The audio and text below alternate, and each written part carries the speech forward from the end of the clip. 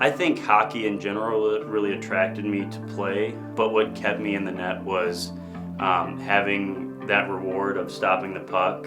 I think the goalie position is unique from any other position, obviously, not only in how it's played, but when you think about a forward or a defenseman, they only get so many opportunities to put the puck in the net per game. As a goalie, you're getting 20, 30 shots a game, so that reward and that experience is enhanced throughout the game. So that's really what kept me going, or what kept me loving the sport, along with just having that team atmosphere and the bonding on and off the ice. My first experience was actually with my brothers strapping pillows and newspapers to me and shooting ice hockey pucks at me as hard as they could. For me, that was kind of my first real experience getting pucks, and as barbaric as it may sound, I think that's really what kind of instilled the toughness and the mentality needed to actually play the position. I can attribute most of my success to my brothers and how they never really let me hang my head, and they were always there for me whenever I needed them. Aside from my brothers, I can really say that my parents have been my biggest support system. They've kind of been the backbone of who I've been and who I am today.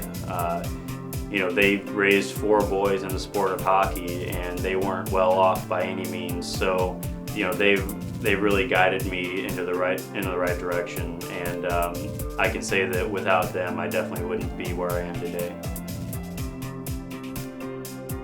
I just got in a sled probably a month prior to my first tournament, and so for me, it was interesting off the ice to see the different kinds of people that the sport draws. It was a lot more fun, being around kids that, they kind of understood me and what I was going through. So being on the ice, it was just, I feel like I bonded with them immediately. And at the same time, it kind of provided me with some inspiration to work harder. And that kind of elevated my game. So my first season, that tournament we didn't win, but at the same time, it was really a blessing and a pleasure to play. Well, it actually starts with that first tournament that I mentioned. We were in Detroit, and typically those tournaments, whether it be like a regional tournament or a national tournament, the Paralympic coaches, the team coaches, they use those tournaments as kind of like a scouting event. So they look at different players that may be up and coming, ones that are potentially national team level, and they saw me play, and they had heard that I'd only been in a sled for a couple months, and they had invited me out to try out just a few months later. And so that was really my beginning to the Paralympic team. I was probably 15 years old. I'd never been on a plane. I'd never been by myself traveling, and here I am going to Colorado Springs to compete against the best in the sport, not only across the nation but throughout the world. So coming out to those tryouts, I didn't really have much expectations. I just went out there and did what I usually do. I have fun with it, and I worked hard, and lo and behold, the coaches picked me to be the backup that season. In the beginning, I actually had a mentor, and that story is kind of funny. There was a guy by the name of Scott Brandon who was the goalie of the local team at the time, and not only that, but he was also the backup on the national team.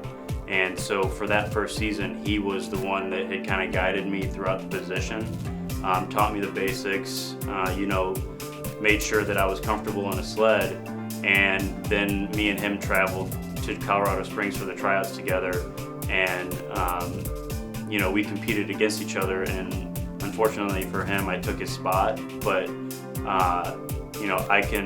I can honestly say that he was the one that kind of laid the foundation for me in the sport of sled hockey.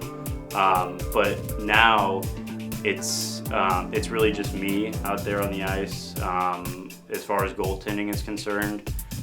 We don't have much funding through the local team to get a goalie coach per se, or someone that I could work with, on a weekly basis.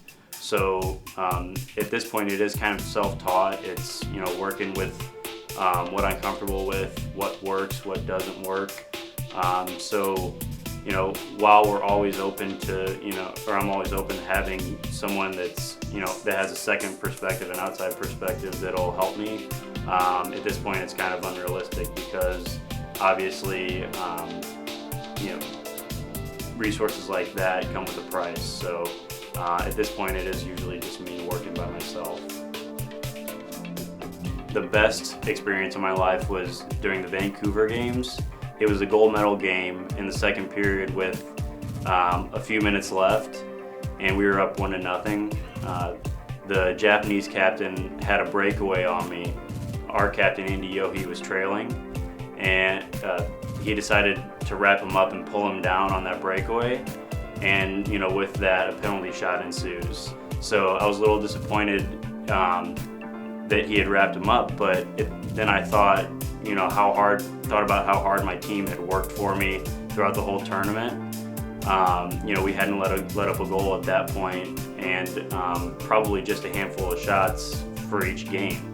So I thought about that, and really that made me want to, contribute to my team. So I can remember whenever the puck was sitting at center ice, the Japanese captain's waiting for the whistle to be blown, and all I can feel is my sled shaking and the ice moving below me, because we have 7,000 or 8,000 people in the arena that are cheering against us, as you can imagine, being on Canadian soil. He picks up the puck and brings it across the blue line, and I can remember at that point I hadn't moved at all. I was just sitting there kind of waiting for him to make the move, and my teammates actually teased me to this day, saying that scared them to death because they weren't sure if I was even going to move at all. And so he picks up the puck and he comes down to about the top of the circles, and that's when I finally come out to challenge him, and I think it kind of made him rethink what he was going to do, and he just shot it, and it went in my chest, and I was able to wrap it up. But for me, that was probably the most rewarding experience of my life, but at the same time, the best. I can remember being in the backyard, playing with my brothers, just getting out there and being able to challenge myself and develop my abilities. And so that's kind of what I strive to do now in a sled, is not only be a part of the team, but also contribute and get better day in and day out. And as I mentioned before, the rewarding part of it is I get 20 or 30 opportunities a game to show everyone what I'm made of, and that's really what I enjoy about being a goaltender. I love kind of having that pressure every game, and whether it be a slow game or a fast-paced game, it keeps me on my toes. Whether it be a goalie who's just helping out their team, I would say give it their all, or a goalie that's in it to reach the highest level. I would say that off ice, what you do off ice is just as important as what you do on the ice. But I think no matter what you want to do with it or where you want to go with it, just have fun. I always like to tell people, if you don't love doing it, then it's not worth pursuing it. So whatever level you're at, just have fun with it. And if you're not having fun, then what's the point of doing it?